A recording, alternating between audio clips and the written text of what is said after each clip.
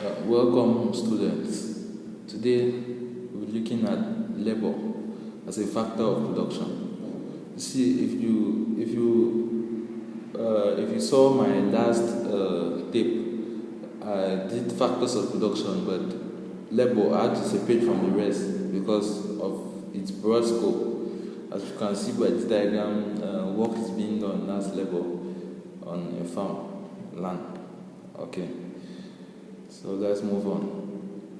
Labor is human effort in either mental, manual, or physical directed towards the production of goods and services. This is human effort, any effort, manual, mental, physical, directed towards the production of goods and services. Okay. Characteristics of labor is reward is wages. When labor is done, when somebody works, the reward he gets is the wages. Only its services are bought. You cannot buy a human being except in those days of slavery, and that's not really considered. You cannot buy labor. You can buy the services labor offers.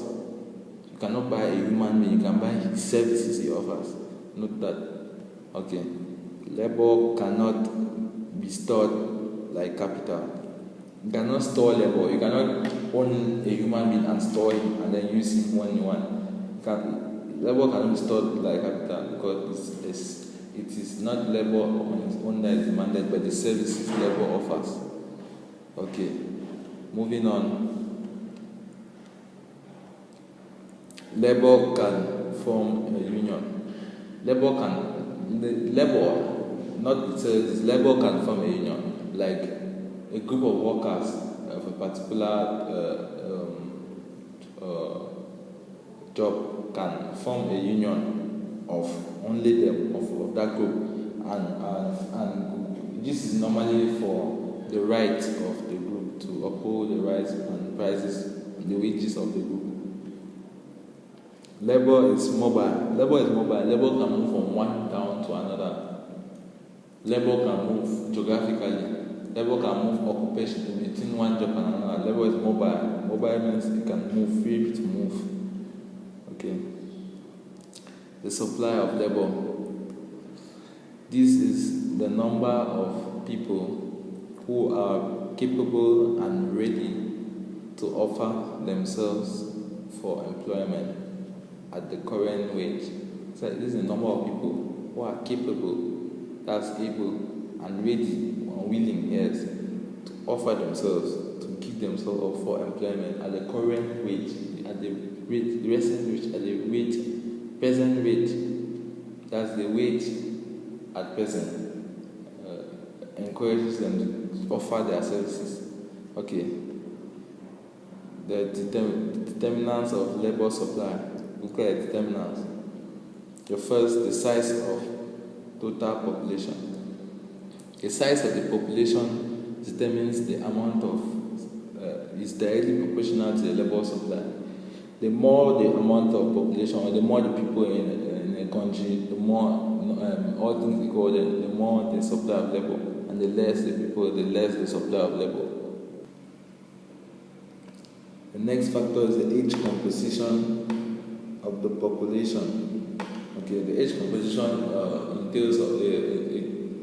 entails the amount of people who are youth, who are babies, youth, and adults. That's the composition. If more adults exist, eventually or clearly the labor supply will be high. If more adults exist than infants and older people. But if more aged and infants exist than adults, this reduces, you will have a smaller labor supply. Okay. Next factor, the working population. The amount of people, this refers to, the working population refers to the members of the population who are employed and those who are looking for work. All things being equal, the larger the size of the working population, the higher the supply of labor, and the smaller the size of the working population, the smaller the supply of labor.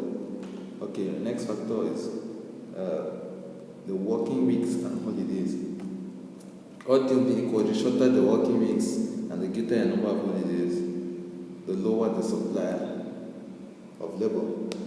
And if the working weeks are longer and the holidays are less, the higher the supply of labor. Okay. Let's move to the next factor. The ages of leaving school and retirement. If people leave school early, the leaving school age is early, and the retirement age is late. That's people retire very late. They work for a very long time before they retire, and people leave school very early. So they more people. So this increases the supply of labor because there are more people in the labor force as people leave school early to work and people retire late. On the contrary, if the ages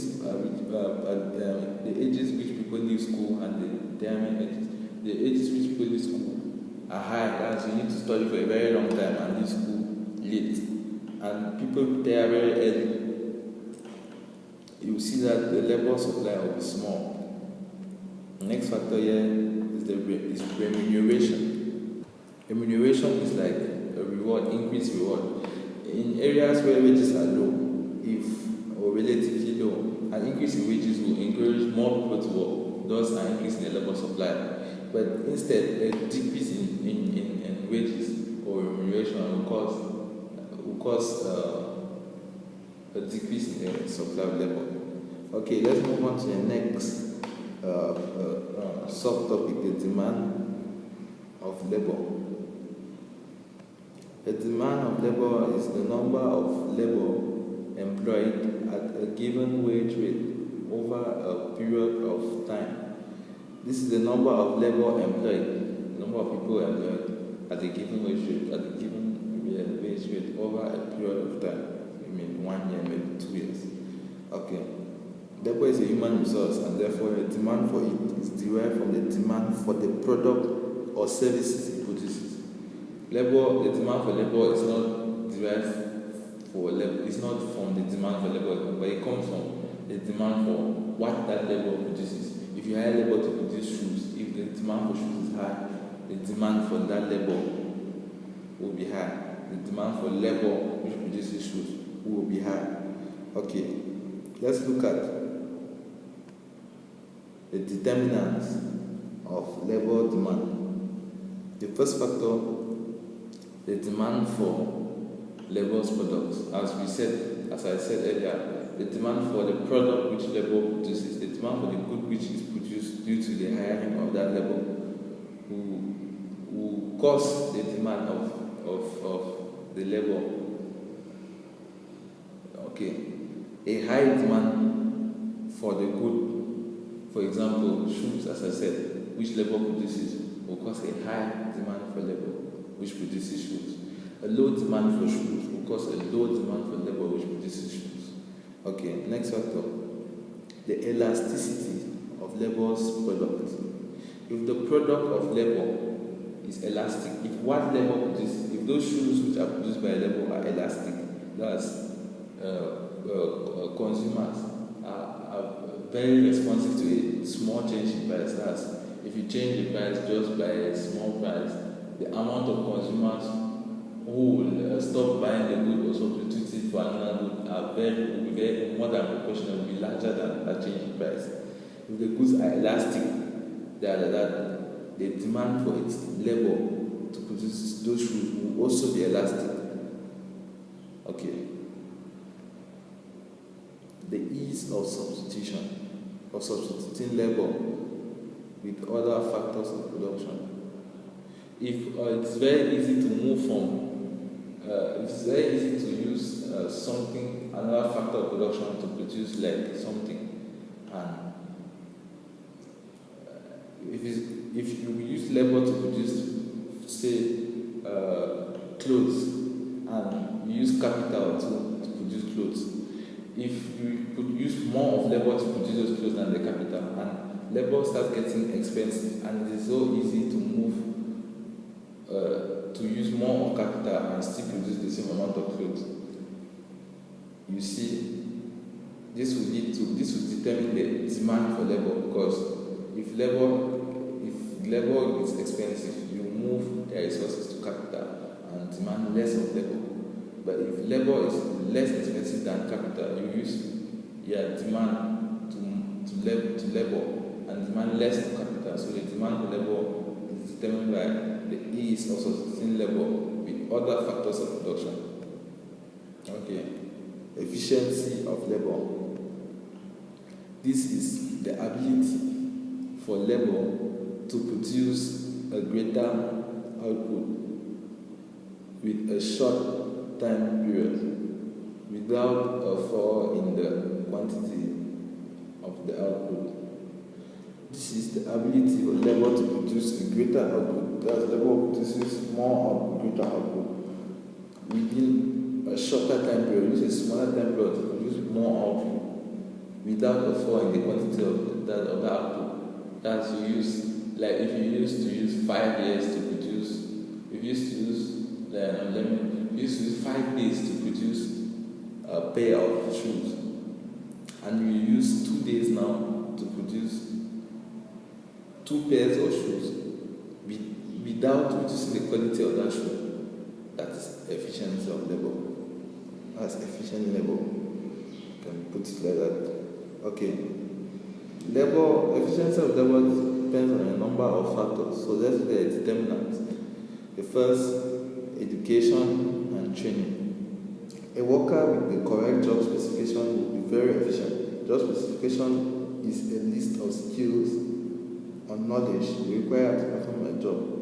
Therefore, a higher level of education in universities and skills required to perform a job will make labor more efficient. The higher the education of the laborer or the highest training level, the more efficient he is. Working conditions. This is the second point. The better the working conditions. Imagine working in a place in a hot town like, let's say, Douala, and you have an AC, you have computers, you have cold water around. Those are good working conditions. So you'll be more efficient as a worker. Labor becomes more efficient in that condition. But imagine working in the same Douala, no AC, no cold water, no computers. You have to use pen and paper, just plain. Those are very harsh conditions. That reduces the efficiency of labor. Less we produce with a particular given amount of time. Next factor, cooperating factors. Note that in production, you don't use only one factor at a time. You use many factors to produce and come up with a goal. So cooperating factors, other factors of production, how qualitative or how great are they? More qualitative other factors of production rather than labor will lead to a high efficiency of labor. But when they are less qualitative, it leads to lower efficiency and productivity. Okay. Next is the welfare services. Okay, the provision of welfare services by the government, such as ill health benefits, insurance schemes, and medical facilities. These help to maintain the health of the worker, hence making the worker more efficient. Furthermore, any activity which reduces fatigue will increase the efficiency of labor. In this way, rest pauses and tea breaks make labor more efficient. Okay. The next is the organization and motivation. The success of the enterprise depends largely on the managerial ability of its managers. By motivation here, I mean that a high degree of job satisfaction. A high degree of self-satisfaction. Incentives and bonuses, schemes related to efforts are used to encourage hard work. This leads to higher efficiency of labor. Okay, let's move to the next topic, specialization and division of labor. Let's define specialization. Specialization is the production of only part of a good in a single process a single whole production process producing only part of a good. That's specialization in that process. Okay, division of labor is the splitting of the production process into a number of operations. Excuse me. Like imagine the production of a car. You split all the processes into a number. You split the whole process into a number of processes. Those who make the metal, those who make glasses, people make tires, some people make steerings, and in the end, all these are joined by another group of people, and you form a car. That's the production process being split. Note that some of these processes of production cannot be split, like tailoring. You cannot really split them to somebody who will cut and somebody who will sew, because the process will be jumbled up. Okay. Advantages of the division of labor. The first advantage, it gives greater skills. When labor is divided and somebody keeps doing a particular process over and over, it makes his skill in that particular thing increase and increase with time. That's if you keep, if your part in the production of a car is to make the tires, you keep doing that over the years, and you become well experienced. You become like a professional maker of the tires. And next, division of labor saves time. With all these people doing different parts of the production process, it saves time. People don't need to move from one place to the other to do the different stages of the production. You start where you are, you do your portion, you sell, and you do many. You produce many at a particular point in time. No time is wasted in moving from one job or operation to the other, or dropping one to pick another. Hence, there is efficiency in the use of time. Okay. Next, chaining. There is time saving in chaining of operators. This is because it's easier to train a worker for a single operation than would have been the case if the worker was to be trained for the entire process. So chaining here is easier and time saving, because you chain a worker only to do one thing rather than to do the whole process. Okay, the next factor, employment of specialists. Specialists now are employed. Specialists in particular parts of that production are employed because the process has been broken down. So it is not like general knowledge. It's a specialist on a particular part of the production process who is employed for that part. Next, increased use of machinery. When the process is split into many different operations, it becomes possible to design machines to handle the different operations.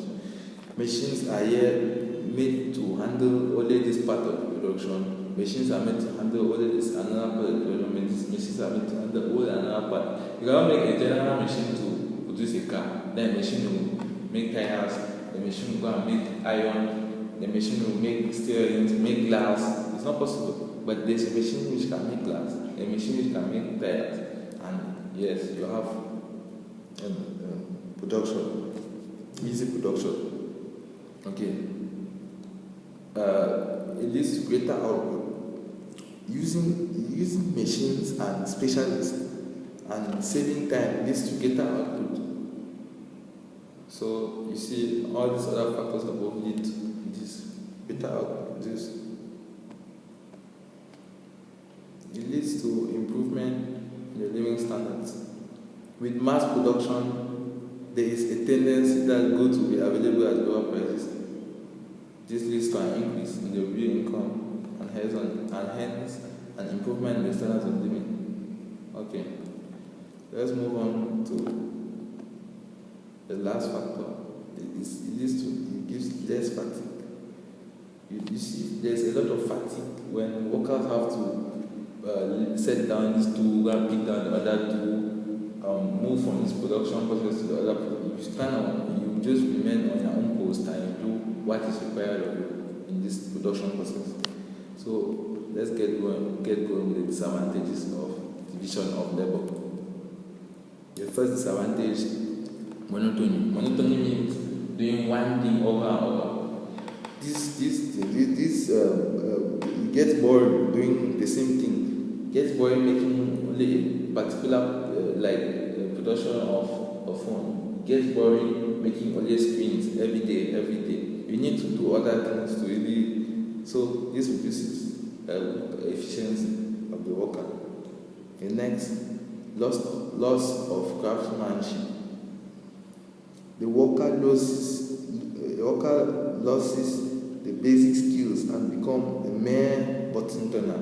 He becomes a mere robot just for doing one thing. Hence, the worker is not challenged, leading to a decline in job satisfaction. This leads to a reduction in the efficiency. Okay, the next point, risk of unemployment. When a worker becomes more specialized, he risks being redundant when his skills become obsolete. When a worker specializes only in one thing, if the demand for a production, if he loses his job, he will hardly be able to get.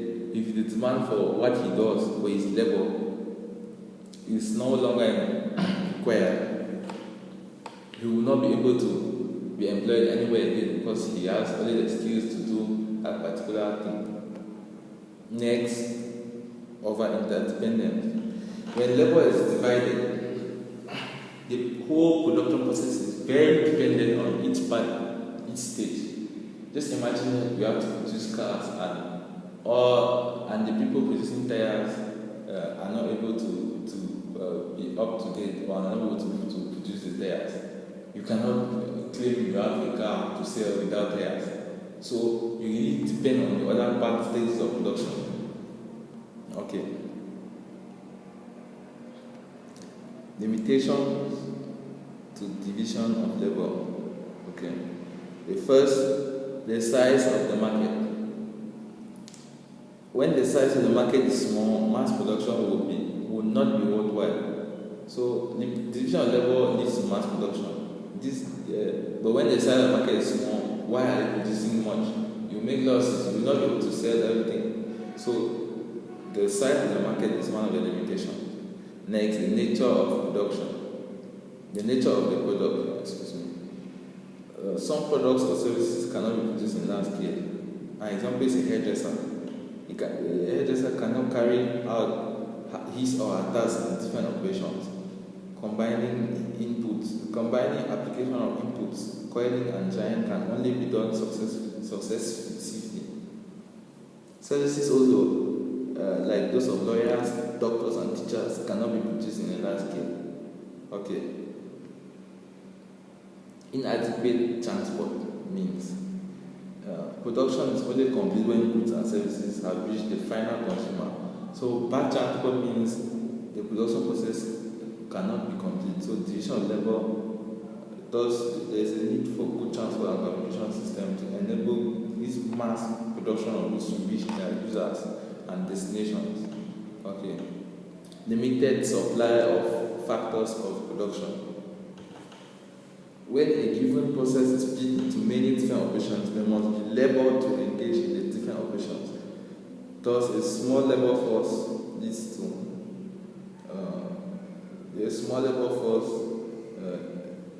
limits the extent to which the division of labor can be practiced. A large labor force would lead to a higher rate of division of labor. Okay, let's look at the next factor, the desire for self-reliance. The desire to be autonomous without depending on any other person or operation also limit the practice of the division of labor. Absence of money. A community which uses a barter system of trade will not encourage mass production. This limits division of labor. Okay, let's look at the next concept, mobility of labor. Mobility of labor, this is the ease with which labor can move. This is the ease with which labor can move. I think that's self-explanatory. So this labor can either be, mobility of labor can either be done geographically, that's moving from one place, labor moving from one place to another. As they can promote you to go and work in your own day as a general manager when you are a worker here. Or occupationally moving, moving between one job, moving from one job to another, or moving from one job to another. This can be vertical, horizontal. I mean, that's moving through the same job. If you're a lawyer in one enterprise, you go and be a lawyer in another enterprise. That's horizontal. Or vertical. That's like you're a teacher today and you become a lawyer tomorrow. That's a vertical mobility of labor. Okay. Barriers to mobility of labor. These barriers now, we'll divide them into causes of geographical immobility and occupational. So geographical barriers to geographical mobility of labor. The first, monetary cost. The cost of moving a family together with all its possessions could be very expensive. This details geographical mobility of labor. Second, housing shortages. A shortage of houses in areas needing labor often acts as a hindrance to the geographical mobility of labor. And next, insufficient public utilities. The lack or absence of public utilities like water, electricity, also greatly hinder the geographical mobility of labor. This is because workers will not want to work in areas without basic utilities like electricity or water. Next, socialities. Many people do not want to live behind their good friends and family members, cut social ties and just move to another area. Okay, next factor is education. Many families tend to be immobile at certain stages of their children's education. Of that, when these stages could include secondary school. Many Cameroonians do not want to move from Anglophone education to Francophone education all of a sudden. This makes it hard for their kids. Okay. Climate. This is very important, one of the most frequent factors. Douala, for example, the southwest is very hot. People will not want to leave from Bamenda to school and come and settle in Douala because of the harsh climate. People too in Douala will not want to go and settle in a very cold climate in the northwest. Poor transport. Even if you are willing to move geographically and there is no means to transport to move, how will you do that? Inadequate information. Information on job opportunities on other sides of the country. If they are not adequate, if you don't get information about job vacancies on the other side, you won't be able to. You will hinder geographical mobility. Okay, let's move to occupational. Natural ability. There are some jobs which like singing or being a doctor. It entails natural ability. Being an artist. Anybody can move into this kind of jobs. Training and cost. Doctors and lawyers, for example, spend a lot of time studying to become successful in their professions. So this often discourages people to move into these professions. Capital. It's very expensive to go to lawyer school or doctor school. So this hinders occupational mobility. Class. Some occupations require that only people of a certain class or educational attainment should enter them. Like becoming a lawyer, you must have a first degree in law at least. Technical factors. Some occupations make for some technical barriers which deter many people wishing to enter them, which the minimum height is required before one can fit as a candidate for recruitment to the police corps. Okay.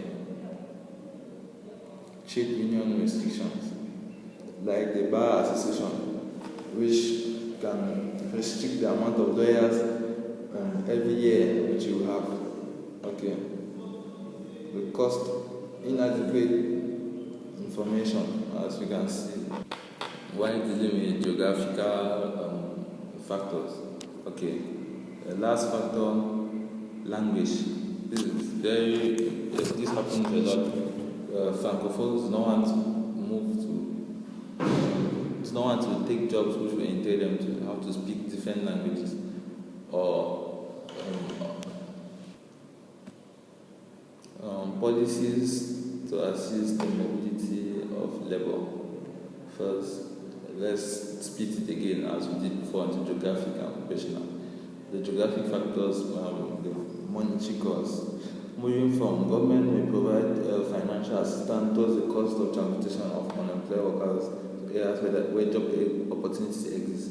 The government may also increase wages in areas with high cost of living in order to encourage workers to go and work there. Provision of housing in areas where the government where employment opportunities exist.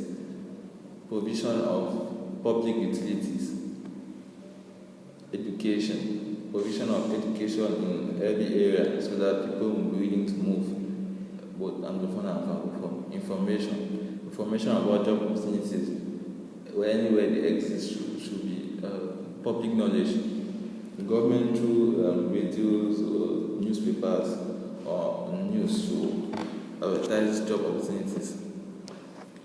Transport network, moving from one area without job opportunities to areas of job opportunities should not be a problem. Transportation should be made available by the government. Going to occupational training centers should be available so that people may move from one job to another with ease using these training centers.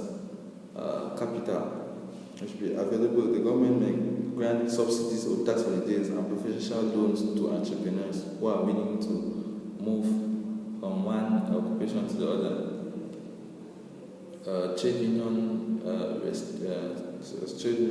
activities to be restricted, like the Bar Association to be made more lenient so that occupational mobility can be eased. Higher wages in new jobs coming up should be higher. Government may raise wages in occupational wages to encourage people to move towards information, as we said earlier. The advantages of a mobile force. We are just saying that the government should encourage mobility of labor. What are the advantages of this mobile labor force?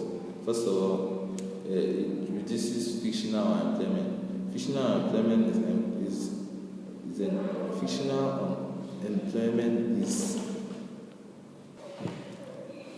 unemployment due to lack of jobs. So it reduces fictional unemployment, hence reduces poverty. It reduces disparity in wages between regions. It increases the GDP. More people working, more people earning money. This increases the GDP of the whole country. It is a balance to balance development. If jobs are spread in many areas and people are able to work there or different occupations, it balances development in every area. Okay, disadvantages of mobility of labor. It increases the cost of production. In order to move people from one area to another to go and work, it increases the cost of production. People have to spend a lot just to settle before they start working. It reduces the output. When labor increase of the cost of production leads to reduction in output. It increases pressure on available infrastructure, like buildings and houses, like places like Douala, where a lot of people, the the labor force has been has been attracted. A lot of them have people have moved to Douala. Rent, there's a lot of pressure on houses, so rents have increased, cost of living has increased, transport increased within Douala. Okay. So I think we'll end there for today, and this is the end. I'll see you next time. Okay.